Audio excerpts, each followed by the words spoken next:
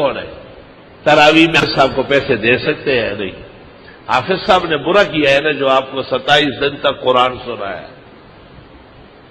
بے شعور اور بے شکر انسان. حافظ صاحب کو ایک ترازو میں ڈالو اور دوسرے ترازو میں سونا اور چاندی ڈالو. اتنا بڑا احسان کیا ہے اس نے. حافظ صاحب نے کب کہا ہے کہ اے لوگوں میں قرآن سناتا ہوں، جب پورا ہو جائے تو اللہ کے واسطے مجھے اتنے لاکھ روپے دو. خوارو تم کیا دو گے؟ خواران زمانہ. حافظ صاحب کو کم از کم 30,000، متوسط 80,000، ورنہ 1,20,000 اور 1,60,000 بخاری سے ثابت ہو رہا ہے. ان خیر ما اخذتم علیہ اجرا کتاب اللہ، ان حق ما اخذتم علیہ اجرا کتاب اللہ. اور یہ فتوے کہ حافظ صاحب نہیں لے سکتے اور نہ دیا کرے، یہ فتوے معتزلہ اینڈ کمپنی کے نکلے. یہ اہل سنت کے خلاف فتوے. اس فتوے کی بنیاد یہ ہے کہ ایک کے پڑھنے سے دوسرے کو فائدہ نہیں، اور ہمارا ایمان یہ ہے کہ حافظ صاحب کے پڑھنے سے آسمان و زمین قائم دائم. اس لیے میں نے آج سے 30 سال پہلے اپنے تمام مشائخ و اساتذہ کے ہوتے ہوئے اس مسئلے میں اپنا موقف ببانگ دہل لکھا ہے کہ حافظ قرآن تراویح میں طلبہ ختم قرآن کے بعد ہر طرح جس طرح ہو لینا اور دینا صرف جائز نہیں بلکہ وجوب کے درجے میں. اور میں نے ان لوگوں کو دیکھا جو قرآن پڑھوا کے کچھ نہیں دیتے، وہ سب تباہ و برباد ہو گئے. دانیال جب قرآن پڑھے تو دانیال کے حساب سے کم از کم 14 میٹر کا شلوار اس کی ایک بنتی ہے، کیونکہ وہ 22 کلو کا خالی افطار کرتا ہے. اس حساب سے اس کو ایسے جوڑے دے کہ سال بھر میں اس کو مزید سلوانے کی ضرورت نہ ہو. طالب علم جب کسی جگہ قرآن خوانی کر کے آئے، سال بھر اس کے تمام انعام و اکرام اس گھر کو کرنا چاہیے. ھذا ھو الفتویٰ وانشاءاللہ ستفوق علی التقویٰ. یہ حرام ہے، وہ حرام ہے، اکو بکو سندر بکو. توبہ. ام تسألہم اجرا، کیا آپ مانگتے ہیں ان سے؟ مانگتے کیوں؟ مانگنے کی کیا ضرورت ہے؟ لیکن جب لوگ بدھو ہو، کم عقل اور بے شعور ہو، تو حافظ صاحب کہہ سکتے ہیں کہ کل رات کو ختم قرآن ہے اور خبردار کہ کوئی خالی جیب آیا. انکان جاہلا فعلینا تعلیمہ، آلوسی لکھتے ہیں.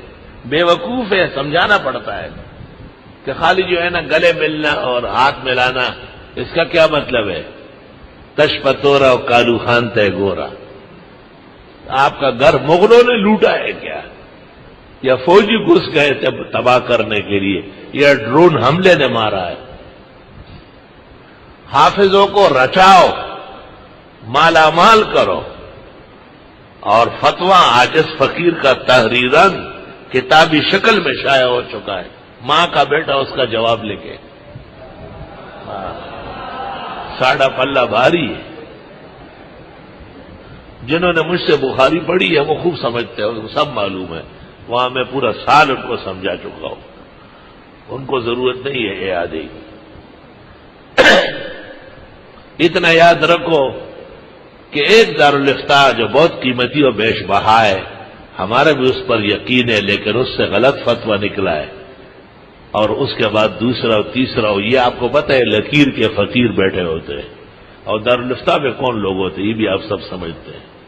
جو سب سے بڑا احمق ہوتا ہے وہ وہاں گھستا ہے. جو وفاق میں الراسب ہوتا ہے وہ مفتی بنتا ہے. الراسب علیہ من اللہ ما علیہ. کوئی عدیم النظیر متبحر فقیہ جو علم حدیث اور قرآن و تفسیر پر بالغ نظر رکھتا ہو، وہ کبھی بھی ناجائز نہیں کہے گا. حضرت الاستاذ مولانا یوسف بنوری نے معارف السنن میں لکھا ہے کہ لوگ کہتے ہیں دنیاوی کاموں پر لینا دینا جائز ہے اور اخروی پر نہ لے، والعلت تقتضی ان تعم، علت تو عموم چاہتی ہے کہ سب میں جائز ہونا چاہیے۔ شان ورشا فیض الباری میں کہتے ہیں لوگ کہتے ہیں ایصال ثواب والوں کو نہ دے، وَأَنَا أَكُفُّ لِسَانِي عَنْهُ، میں اپنی زبان کو کنٹرول کر رہا ہوں، ناجائز نہیں کہتا ہوں، نہیں کہتا۔ یہ متبحر علماء ہے، یہ متبحر علماء ہے۔ القاموس فی الفقہ عبدالسلام ندوی نے شائع کی ہے، اس میں نے اس کو خط لکھا تھا بہت مفصل، اللہ جزائے خیر دے، میرے خط کے اقتباسات پر فتویٰ جاری کیا ہے، اور اس نے لکھا ہے کہ لینے اور دینے والوں کے دلائل قوی ہے اور منع کرنے والوں کے دلائل پی کے کمزور بیکار ہے، فضول ہے، منع للخیر ہے۔ درس، فتویٰ، پڑھانا، قرآن خوانی، تراویح مطلق سب غلط باتیں۔ جی حافظ قرآن کو نہ دے، علم تری کیف سے پڑھو، علم تری کیف قرآن نہیں ہے کیا؟ یہ تو قریب ہے کہ کلمہ کفر ہو جائے۔ علم تری کیف کون پڑھے گا؟ وہ بھی کوئی حافظ پڑھے گا؟ ہر ٹٹو اور بلو تھوڑا ہی مصلی پہ تراویح پڑھا سکتا ہے۔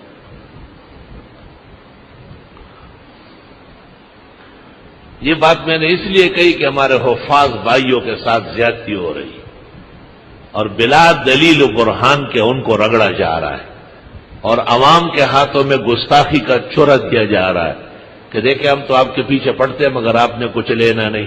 کیوں؟ وہ آپ کے ہاں بدکاری کرنے آیا ہے کیا؟ اس نے اللہ کے نبی کے مصلی پر آپ کو بہترین اجر اور ثواب کما کے دیا ہے، آپ بھی بہترین اجرت، انعام و اکرام سے اس کو مالا مال فرمائے۔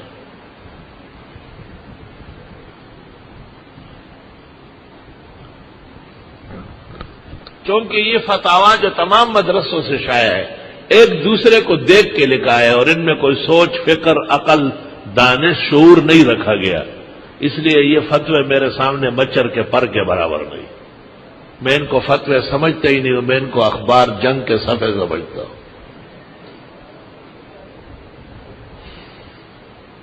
جب میری تحریر ان کے اوپر آ جائے گی تو جیسے چڑیا ہے باز کے سامنے تتر بتر ہو جاتی ہے۔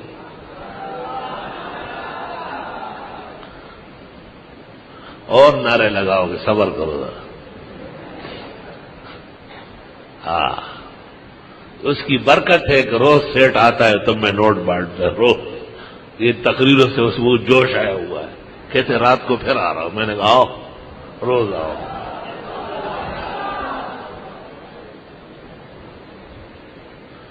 الحمدللہ میں نے طالب علمی کے زمانے سے معذرت کی تھی اور اساتذہ کرام سے گزارش کی تھی کہ یہ فتویٰ آپ کا صحیح نہیں ہے، تو حضرت نے مجھے کہا لکھ لو، لکھ دیا ہے، تو بہت خوش ہوئے، میں بہترین کام کیا ہے۔ یہاں ایک بات امانتاً یاد رہے، اس فتوے کے لکھنے کی وجہ یہ قرآن خوانی یا تراویح نہیں ہے، ڈاکٹر عثمانی نے ایک رسالہ نکالا تھا کہ چونکہ یہ علماء دین فروشان ہیں، فتوے پر تنخواہ لیتے، حدیث پر لیتے، درس پر لیتے ہیں، امامت پر لیتے ہیں، اس لیے ان کے پیچھے نماز پڑھنا یا ان سے مسئلہ پوچھنا حرام ناجائز ہے۔ ڈاکٹر عثمانی کا رسالہ ہے، اس کو میں نے بنیاد بنا کے یہ سب کچھ لکھا ہے، اور اس میں نے تمام چیزیں جو اس نے زندیق نے اس کو نشانہ بنایا اس کو جائز کرنے کی پوری ایڑی چوٹی کا زور لگایا، اور پوری امت کے اکابر و اصاغر کی تحقیقات پیش کیے۔ بخاری نے حسن بصری سے یہاں تک نقل کیا ہے کہ ہمیں کوئی معتد بھی عزت والا آدمی معلوم نہیں ہے جو ناجائز کہتا ہو۔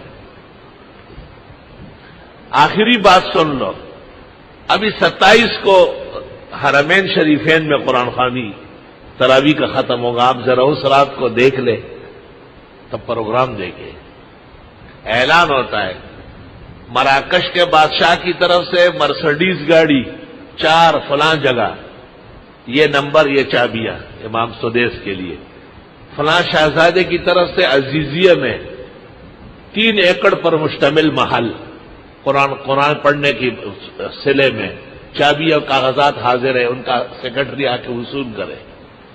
گاڑیاں، سونے کے بکسے، حنابلہ کے مذہب میں کعبے کے بالکل سامنے، یہ دلیل صحت ہے الحمدللہ۔ جو اس کے مقابلے میں وہ سارے فتوے کمزور اور بے دلیل فتاوا ہے وہ سب۔ ہاں یہ ٹھیک ہے کہ وَلَا تَشْتَرُوا بِآيَاتِي ثَمَنًا قَلِيلًا، تھوڑے نہیں ہونا چاہیے، خوب معقول ہونا چاہیے۔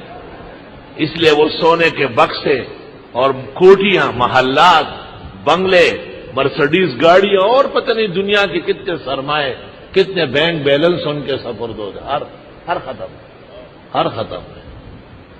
پورا بادشاہوں کے ناموں کا اعلان ہوتا ہے کہ شاہ فہد کی طرف سے یہ، شاہ عبداللہ کی طرف سے یہ انعام و اکرام آیا ہے۔ تو اللہ نے کیسے مالا مال کیا ہے۔ اور جو لوگ کہتے ہیں کہ یہ ناجائز وہ ناجائز، انہیں کتنی دقتیں پریشانیاں درپیش ہے، کیونکہ اس میں قرآن اور پڑھنے والے کی اہانت کا پہلو ہے، اور اس میں قرآن اور پڑھنے والوں کی عظمت کا پہلو ہے۔ جو قرآن اور پڑھنے والوں کو عظمت دے گا اللہ اسے عظیم بنائے۔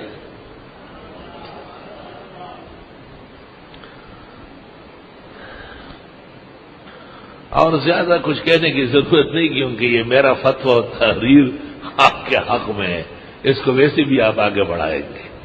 کتاب چھپی ہوئی موجود ہے، احسن الرسائل، پہلے اس کا نام تھا فتویٰ بابت اکرام حافظ، پھر ایک رسالہ شائع ہوا جی ہاں دینی امور پر اجرت لینا جائز ہے، اور آج کل ہمایوں مغل نے 12 رسالوں میں شائع کیا ہے، اس کا نام ہے احسن الرسائل، کتابی شکل میں موجود ہے، عام مل رہی، بڑھ رہی۔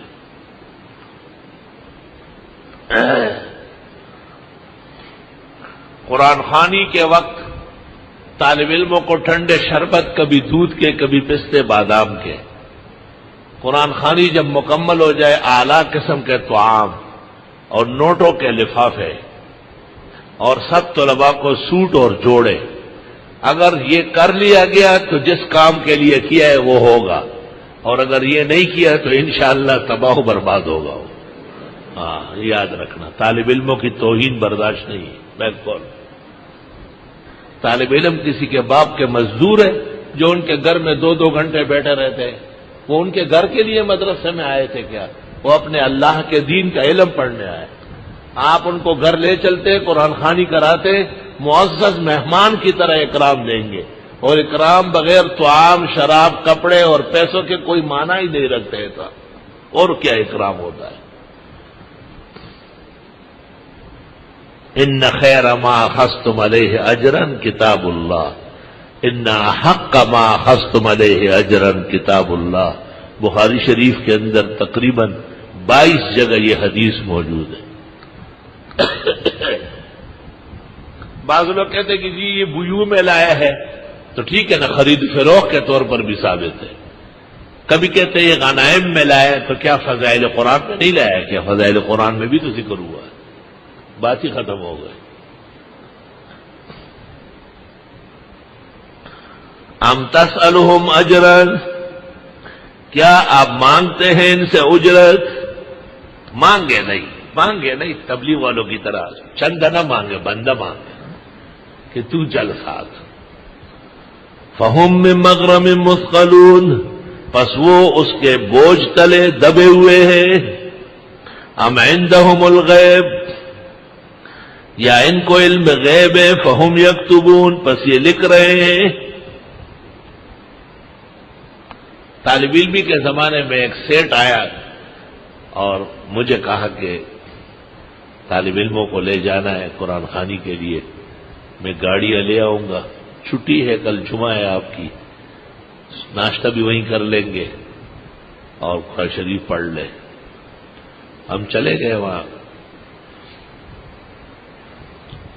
اس زمانے میں جبکہ ہمارا وظیفہ درجہ رابعہ سے دور حدیث تک صرف 11 روپے تھا، اس میں 1 ٹک کا اضافہ نہیں ہوا پورے 5 سال میں۔ ایشیا کے مقتدر ادارے میں 1 پائی اضافہ نہیں ہوا۔ اس نے 5-5 روپے بانٹے. میں نے لڑکوں سے کہا مت لے. اس نے کہا کیوں؟ میں نے کہا 50-50 دے دے. وَلَا تَشْتَرُوا بِآيَاتِي ثَمَنًا قَلِيلًا، قلیل نہیں لینا ہے. اس نے کہا 50 روپے ایک طالب کو؟ میں نے کہا ہاں ایک کو. کیوں؟ 100 دے دو. کبھی بھی نہیں. میں نے کہا ٹھیک ہے تو ہم دعا کرتے. میں نے طالب علم سے کہا اس کے تباہی کی دعا کرو. اس نے کہا صبر صبر صبر. اٹھ کے چلا گیا اور 50-50 لے آیا. کہ یہ لے لو اللہ کے واسطے، ہمیں دعاؤں میں یاد رکھو. میں نے کہا بس جب بھی آپ نے کمی کی پھر دیکھو ہمارا توپ کا منہ ادھر ہو جائے گا. ایک دن حضرت الاستاذ حضرت اقدس مولانا بن نوری نے اعلان کیا درس میں کہ میرا ایک دوست ہے، اس کا کاروبار بہت کمزور ہو گیا، طالب علم قرآن شریف پڑھ لے، ان کے لیے دعا کر لے. دارالحدیث میں سپارے تقسیم ہو گئے، ہم نے قرآن شریف پڑھا. حضرت بھی اپنے سیٹ پر بیٹھے سپارہ پڑھ رہے تھے. پورا سپارہ پڑھ لیا مولانا صاحب. پھر وہ سیٹھ صاحب آیا، اس نے حضرت سے کہا کہ طالب علموں کی خدمت کر سکتا ہوں؟ حضرت نے کہا بالکل، بہت ضروری ہے. اور بخاری کی حدیث سندن مطلب وہی لدیق کی ابو سعید خدری کی خوب پڑھنے لگے. تو اس نے کہا میں ابھی آتا ہوں. وہ چلا گیا گھر اور ہم خوب دعائیں کرتے تھے کہ اللہ خوب پیسے لے آئے.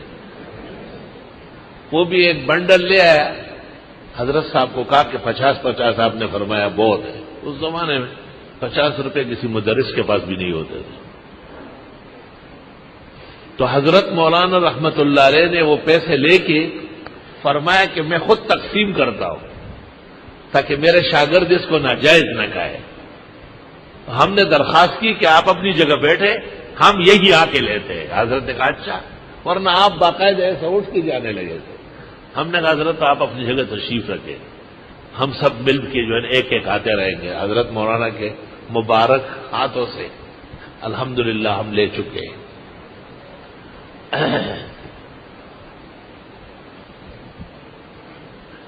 سبحان اللہ و بحمدہ.